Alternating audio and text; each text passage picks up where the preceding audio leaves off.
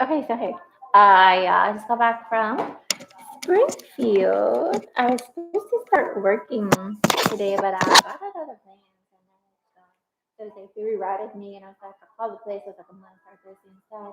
We said Springfield all day.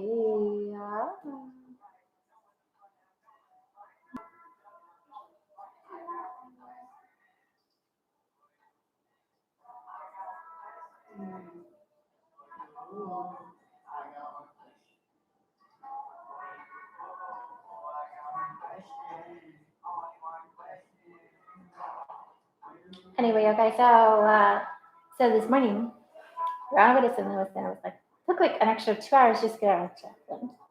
And so we were supposed to get to St. Louis at 4, but by the time we left, it was like 6. And by the time we got to, I got pulled over. There was po-post. Like, whoa, the whole way to Springfield. It's like, something's up. Because I remember, like, whenever Gabby and Brian or whatever her boyfriend's name, her fiance's name was right before he killed her, they got pulled over for like 45 minutes. And it was just really, really weird because there was like, it was like a 45-minute traffic stop, no inexplicable reason, not at all whatsoever. And then the thing is, there was no indication whatsoever that he was going to kill her. And so now I know run-ins with a popo, they actually are real, and they mean something. And I was just like, so basically, what happened was we were driving. I wasn't speeding; it was traffic. There's a traffic stop over here, so everybody's getting over in this lane. Well, the popo got some of the traffic stop, pulls out right next to me. And Christian always sits in the back seat while he was in the front seat. We don't do that today. We did. It's a new thing.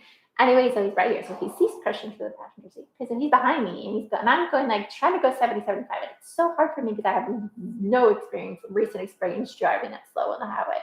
So I'm like, okay, I'm like trying to let him by me. So I pulled over because I'm like, am I holding you up, bro? Because you may have somewhere to be. And I don't know if you really want to sit here and drive as slow as I'm going because I'm not going to go 80 because as soon as I do, you're going to pull me over. So it's a damn the other way.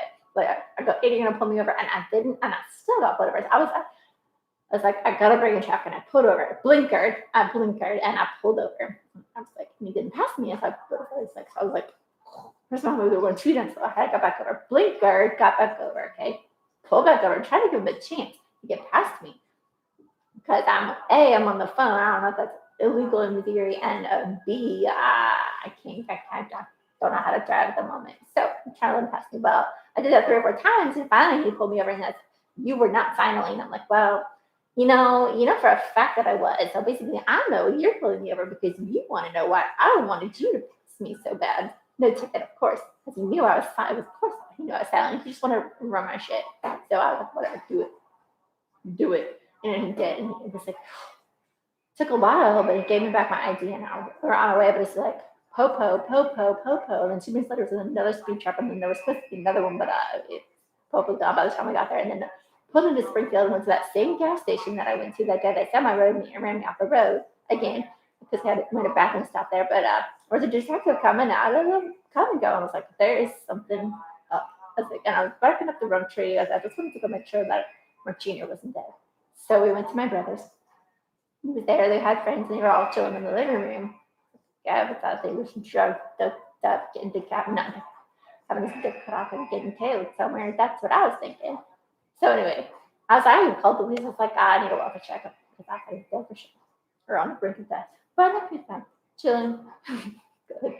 Look, like I'm barking up the wrong tree. I can be wrong, but I know there's something going on somewhere, and I just wanted to make sure it wasn't my son. So anyway. So we chilled in Springfield, which chilling. And well, see, I still thought I was going to St. Louis when I went to my brother's, and I was already so behind schedule. I was like, I need to lay eyes on this child.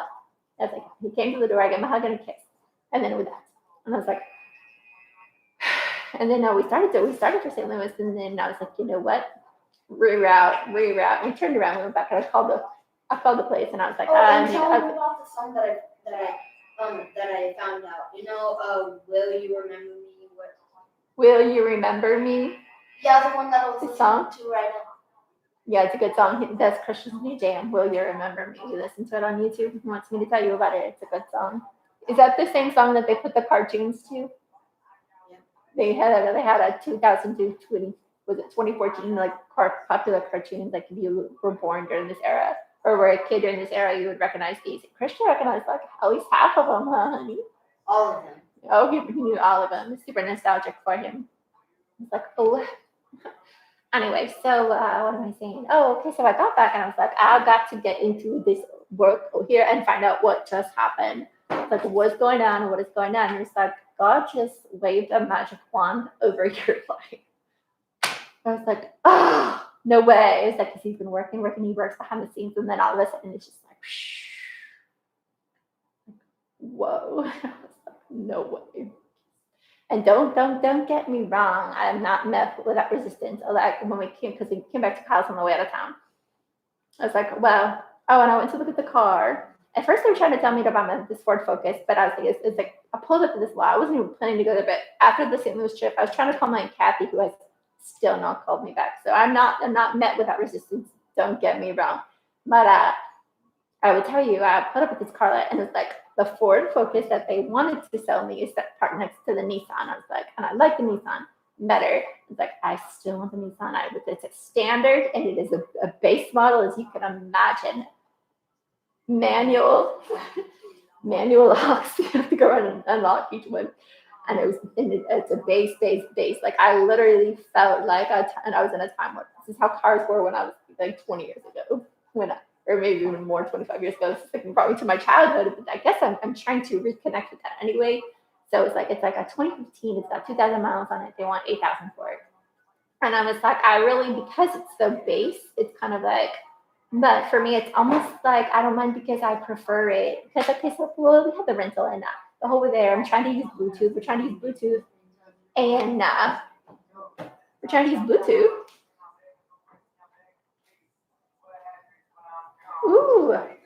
Ooh, nice hair. So this guy, this dreadhead, and then this other dreadhead. You can't even see the other dreadhead because it's Michael. There's two dreadheads in this picture. Michael and this is our team. He's trying to build a team. I think I'm on the team. Dreadhead 1, Dreadhead 2.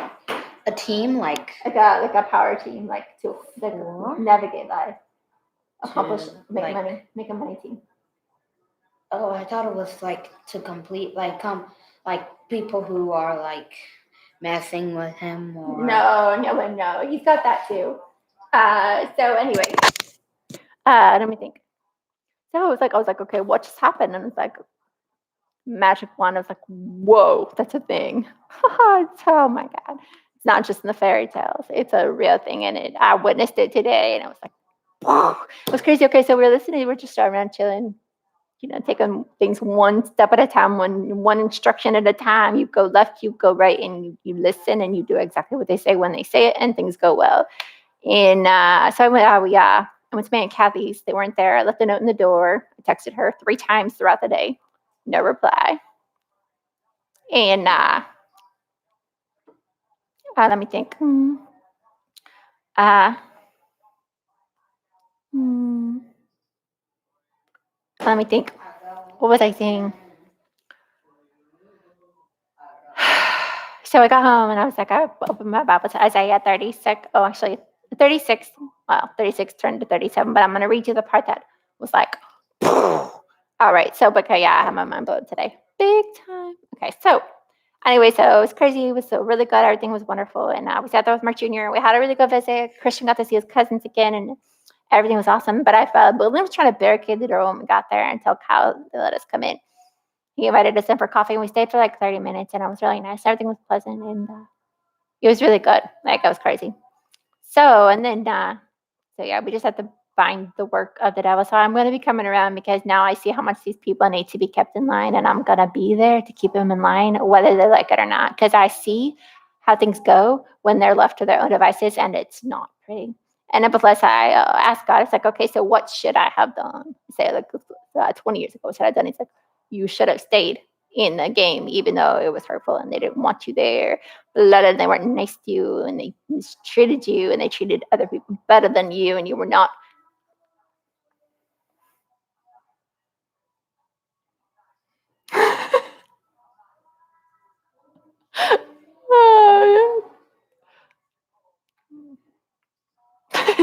I've said 2 dreadheads and I put deadheads. He's like, deadheads? It's like dreadhead. Oops. It card came across as a threat. So anyway, it's been a dread. Yeah, deadhead. I'm a dreadhead. So let me just tell you, it's just crazy. So I don't know, it's just like it's been nuts. So I got off my medicine, so I don't sleep at night anymore. And I've been was in Springfield Saturday night, and I was at Halloween, the night before Halloween. But that's when all the mass killings were, and that's why I kept getting those 000 numbers, because they were like, she's gonna walk in on us killing somebody if we don't keep tabs on her. And I didn't walk in on any killings, but I probably was close. But they were definitely wanted to know my locations, which is an indication to me that I may have to share some flesh and blood with some people who were involved in the killings. We may not be getting killed, but we're probably doing the killing. And honestly, I'm gonna tell you, 34 years down the road, I can totally see why my dad became a serial killer. I totally get it, because well, I mean, just think about it. His life has been he's been homeless, living in his van. Nobody did shit. Nobody's lifted a finger for him for 30 years. Nobody did shit. I'm oh, I do know him. That's his friend Jack. Hmm. So anyway, so let me think. Oh, okay. But I mean, just like it's been awful for him. Awful. Just merciless. Awful. Nobody, I mean, just a bunch of thumb twirlers sitting on their hands, not lifting a finger, not doing a damn thing. And I promise you, I would have done anybody in. I would have done anybody in. There's nobody. There's nobody in that. I don't know how. I can't believe it took 30 years for him for it to come to this. And I'm not even gonna lie. And I'm gonna tell you whose blood is whose hands is the blood, and it's Kurt. I'm sure Kurt's doing the killing too, and my sister, and I think who else? Oh, my aunts got some mass murders in our family, and I'm like, who are they killing? The good people of the world, you damn devils. Anyway, so I don't know where my dad is, but probably somewhere being blessed by the devil. And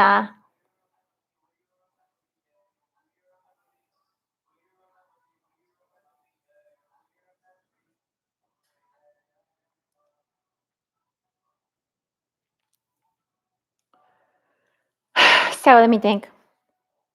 So that was Saturday night, and the thing was, like, when I talked about getting some kind of mass murder pinned on me, it was because like my whereabouts, like I was like all over the city. I was looking for my dad. What? Yeah, I need to get you in that. He wants me in. He will go to Gracie's jujitsu. My little man wants to be a ninja fighter. So, okay, so basically, but okay, so I saw Winston. Winston was like my favorite when he was little, and he's getting bigger. He's 6, and I was like, I held him. I picked him, I held him because he's so big, and I can't believe it. And I put him on my lap, and then I had him like a baby. I love holding babies like babies.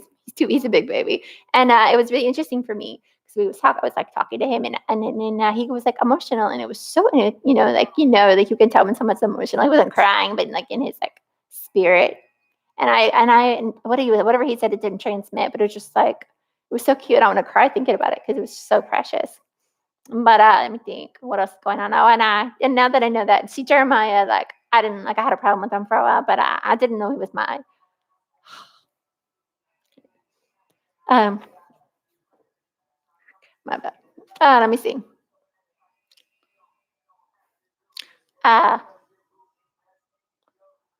what am I saying?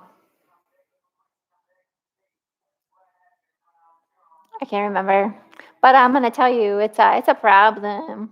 People not helping other people. It's a problem. Just they won't help. They won't help. They won't help. They don't know that their life depends on it. They won't help. They won't do shit. They won't do shit. They won't do shit. They won't do shit. They go to the grave and they still ain't done shit. And you know what you're gonna come back as? You're probably gonna come back as one of those little kids that's getting sexually abused right now while you're sitting here doing nothing. This is probably gonna happen to you. Okay? So you're not off the hook. Death cannot save you. So anyway. Um, but crazy. So I was in Springfield Saturday night, and then I got the memo that they were gonna try to say that I killed somebody because I was all over Springfield looking for my dad. In my car, there was nobody can account for my whereabouts. You know what I mean? And I'm thinking it was Halloween night, and And it's like I could sense the evil because I was up and down line, up and down line, up and down line straight, trying to find my dad. And I'm like, was there killing going on? And I just because I was like squinting, you know what I mean? Like I was driving slow and I was looking, and I was looking. That's what they told me to do because there was evil all around. That's what they wanted me to look for the evil. And I never found my dad. And I went back today in daylight to the house that I think is his ex girlfriend Karen's, and I knocked on the door, but I don't know if it's the right one. And I'm trying to find out from his sister because she brought it up. It's really weird. Michael was talking about Karen. Kathy was talking about Karen, and I'm like, and then all of a sudden the guy like yesterday when I got to Springfield, I was tired. I was like, I left at like 10 because I put Christian to bed. It's like it's really nice having like good, trustworthy roommates because he's got because he has a son's Christian's age. Christian went to school to his both of his sons. What? I really want to watch Squid Game. It's like Is it where? Wait, what is it on Hulu? Is that Netflix? Oh, you need Netflix now. So we have like Disney, Hulu, and now we need Netflix. Oh my gosh.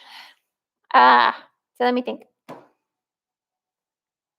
Oh, he's a dad, and I know his boys, and he's really sweet, and so it's really good to have them here. So he's asleep, and I can be about my father's business. And for example, last night I got to Springfield. I left here like 10, so I was tired by the time I got there, and I did a drive by of where I think that I drove by Karen's house, and well, I don't even know if it's hers.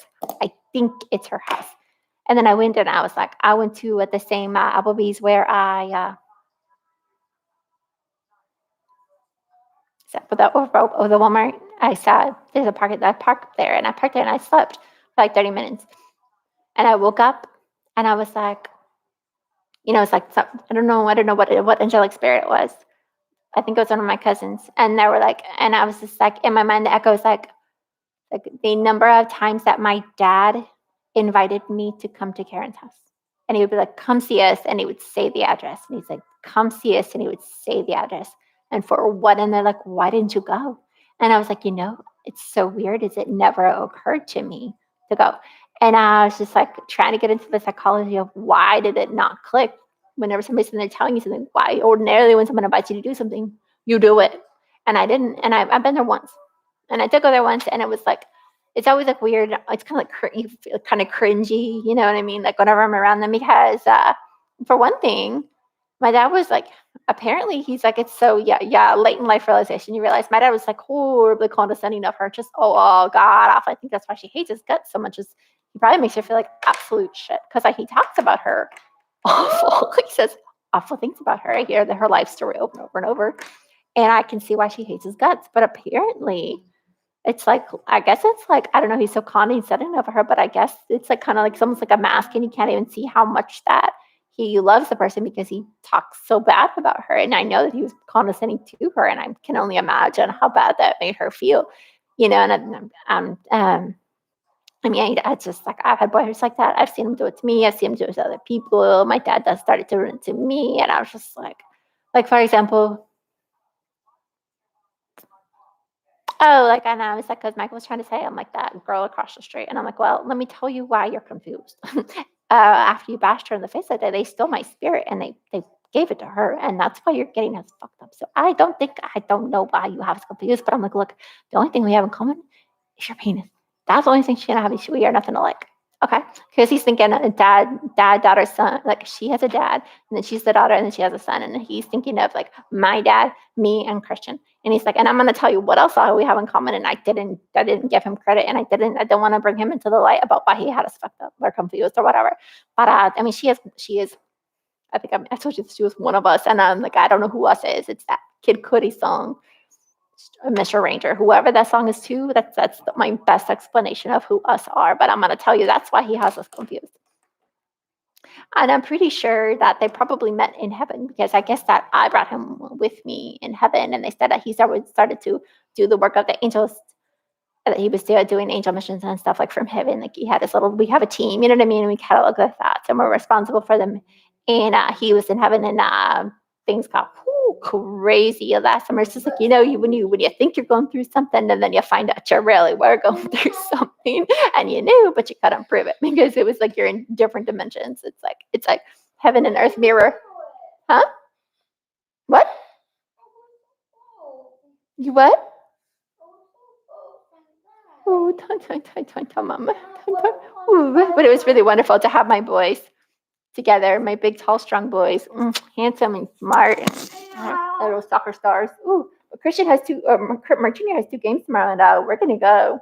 Yeah. And then Christian starts basketball practice he starts tomorrow, but we're gonna miss practice tomorrow and go Wednesday, and his first game is Saturday. So mom's gotta work her schedule so you can be at basketball hopefully Saturday.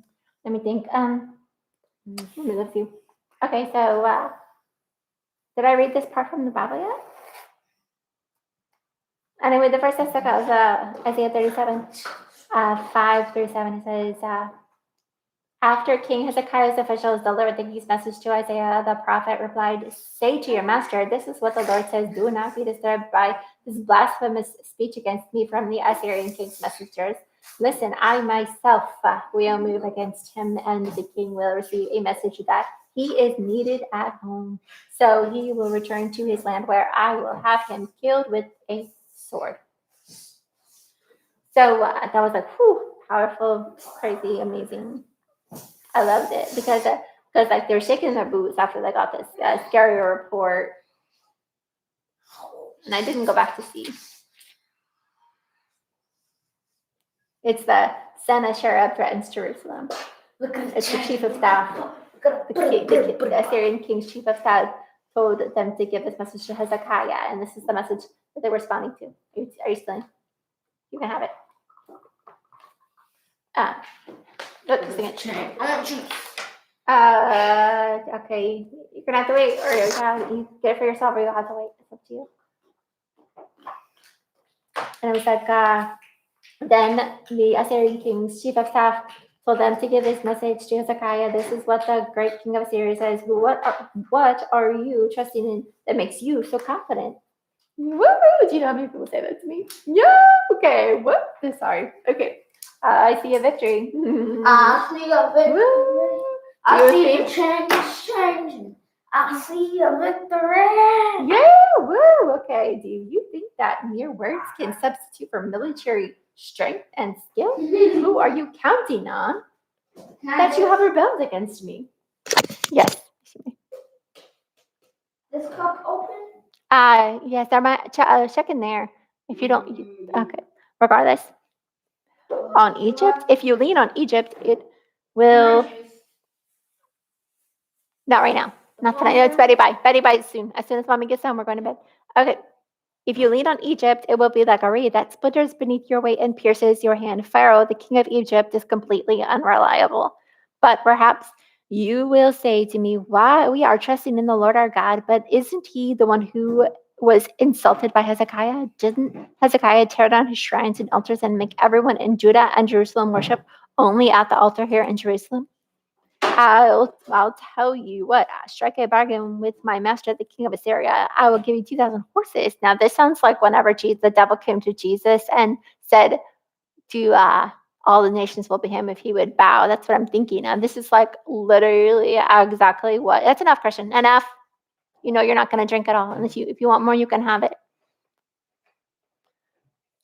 He says, I will give you 2,000 horses if you can find that many men to ride them.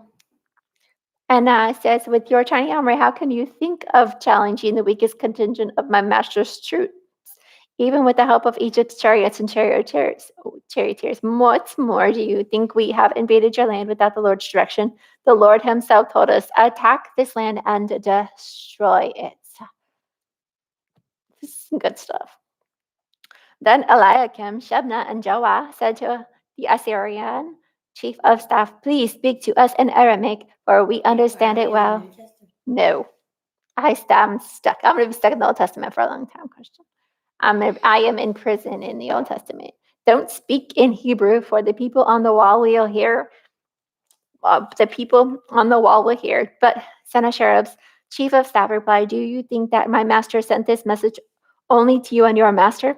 He wants all the people to hear it, for when we put this city under siege, they will suffer along with you. They will be so hungry and thirsty that they will eat their own dung and drink their own urine. That is terrifying. That is terrifying. But it says that. But it said that because It's like, oh, I know. It was this I watched this YouTube video about a king. There was a king, and he had all these like wise wise sayings, and one of them was like, have alliances with other people because otherwise your city walls become a prison when you are surrounded. And that's kind of like what uh, the king of Assyria was saying to them, is that they're going to surround them. The city will put they will put the city under siege, and they will uh, okay, so basically they're gonna lock them in. They're not gonna be able to get any food or anything in, or nothing comes in and nothing goes out. And I wonder if that is probably like it's probably probably falls into like the pathophysiology of the Bible though, because like it's like if like I bet that's part of like the causes of disease too though, because pathophysiology, like for example death like disease, like the cells that get surrounded by an army, because like I'm gonna start my pathophysiology series soon. It's like everything pathophysiology, social problems, pathophysiology, social problems, pathophysiologically, the Bible, pathophysiologically, because we are the body. So everything that goes on, like disease and basically sin and disease, they mirror each other. So basically, like you're gonna see, like, okay, so you do this is how you do. Like, say you go out and you commit a sin, or say you go out and do a good deed, and then you're going to see like how it transmits into like either health or disease, wellness or disease, like how you're on that spectrum. And so let me see, I've got a lot to do, and I got an urgent phone call today about something that I need to do, so I need to do it. I just I've got so much stuff. I've got like a million things that I've barely started. Oh, let me see. Ouch. Actually, I need to go watch that movie now. I need to get off here, but the Lord will surely rescue us. This city will never fall into the hands of the Assyrian king. And then they're like, don't listen to Hezekiah. What's so funny about this Hezekiah stuff? Because, I understand. Remember that the t-shirts, the book of Hezekiah? Did you notice there's no book of Hezekiah? Because, like my imaginary friends when I was little were Hezekiah and Amos. And now I see like somebody somewhere must know them too, because why else would you bring to light that there's a book of Amos but no book of Hezekiah? You know what I mean? And because but they talk about Hezekiah's reign, and I feel like he did a lot of things right, but it's like compared to like if you compare King David's reign to King Hezekiah's reign, it's kind of like King Hezekiah's reign was kind of slim pickings, and it's probably has a lot to do with like the era and like where the timing and everything. Hmm. So surrounded by invaders. I forgot to finish this note. Hold on. By invaders, and they cannot get nutrients in and out of the cell. Hmm.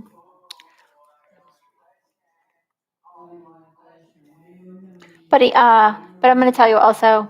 I was listening to like the Christian radio, talk radio, yesterday, and when I got to Springfield, they were talking about how Paul Imposter. I know Imposter Paul was like brilliant, and I think that maybe I think that it's because his followers are so like anti the Bible, and so do exactly the opposite of what God actually says in His Word. If you read the Bible, it tells you they're like polar opposite. Like they're the worst ones. They're the last people to help people, and they're not going to help you, and they're going to make sure nobody else helps you either.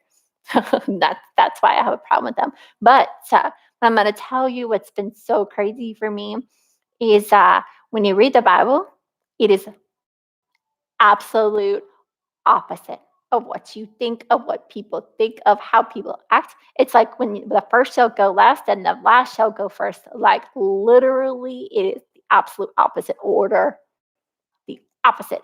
And it's like the things that keep people away from God could not be further from the truth. Could not be further. Like that's why I'm gonna write that book, Foe to Friend. And that's I know I have so many titles of books that I've never written, but that my book, because like literally I started reading my Bible and I was a foe, and I read and read and read and read, and I became a friend. from reading the Word of God. And because like you are the enemy. I was offended. I was like, I'm the enemy. Like all of these verses about how what God does to his enemies, that's me. Every one of them. And I was like pissed. And but I kept reading kept reading God's word, kept reading. You know, I'm probably not as much as I was supposed to when I was supposed to, but guess what? It happened I was lagging. Yeah, lagging. And I was not in step. Like they did basically dubbed from like March to September. They dubbed it. Basically, it was just like they like basically uh, went over my head basically and superseded everything because I didn't know what the hell was going on, and I was so discombobulated and I was so confused and I was so resistant. It was just like almost like the I don't think I could have been less on board with what was going on because I didn't know and I couldn't see. It was like basically I feel like maybe I got abducted is what happened, and they took me from where I was to where I am now, to where God wanted me. And and I still get offended like when people like compare me to like the prodigal son and stuff, and I'm just like, I'm not the prodigal son. But it was just kind of like, okay, maybe. But then I'll also tell you that I did not know that it was God's desire to restore like my family, et cetera, et cetera. And at first I was like, hell to the no, these people, these people need hellfire and brimstone on their heads. I was like, God, and I was like resistant. I was like, but then it's like go the course of like 3 or 4 months to finally like change my mind and change my idea. And because it talks about a lot in the Old Testament about how God says, if you will do things that I tell you to not go your own way, you know what I mean, and do things like my way, you're going to be amazed how fast I can fix your life and fix your problems. And it's been absolutely true because I read it and I read it again, and I didn't like it the first time, and I a little better the second time, still don't like it the second time, and then I didn't read it again because the third time it happened in my life. So I read it twice, and the third time it was my reality. And let me think. It's just so interesting. Like Isaiah's there's a reason people love the book of Isaiah. There's like crazy good stuff in this book. It's like 34 verse 16, search the book of the Lord and see what he will do. And the second part of the verse, this is the same verse. Not one of these birds and animals will be missing. None of them lack a mate. For the Lord has promised this. His spirit will make it all come true. It's so crazy because, like obviously immediately you think of like the single people in the world. Yeah, I don't really think of myself as a single person, but I guess I am a single person in the world. And it's just like people are like, everybody trying to find their soulmate and everything, and it's just like, but you know what though? I think dating websites are going to fix it because it just honestly, truthfully, it does not make any sense for people to be single. No sense whatsoever. Because like, I don't know, but I'm so tired. On that, but oh, which reminds me, Michael told me to start a dating app, and I forgot what it was called. I need to text him, so hopefully he remembers. He's like, you need to start this website. And he told me the name. He's like, you need to do it right now. And well, obviously I didn't add it to the million other things that I've been told to do. Okay.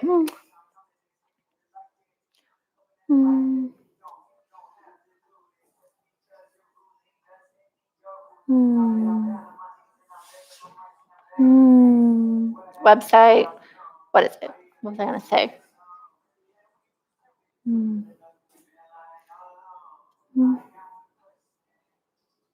Website. In your phone. I just like it.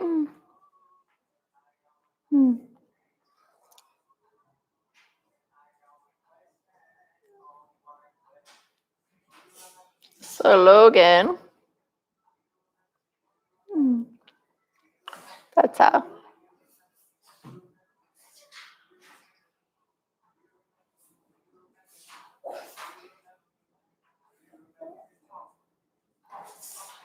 I'm so tired. I need to go to bed, but I've got to do 10 things before I go to bed. Just a second. Here you go. Oh my God. Okay, so you know what? I was wearing that wave vest, and I'm so sore up through here. I need a massage. But let me tell you, What was I saying? Oh, the dating website. Yeah. And okay, but I'm gonna tell you. I'm gonna tell you what else though. I'm taking that class online about how to event planning. I was walking to the post office, and I usually go. I usually cut across like up second, but I went to first. So I went down Joplin all the way to first, and I went up first. Ooh, okay, thank you. And I went up first, and I got Joplin at first. I was walking, and I was looking at the sidewalk, and all of a sudden the sidewalk changed. It was so cute. I don't know if it's still cement. It was almost like hardwood looking cement.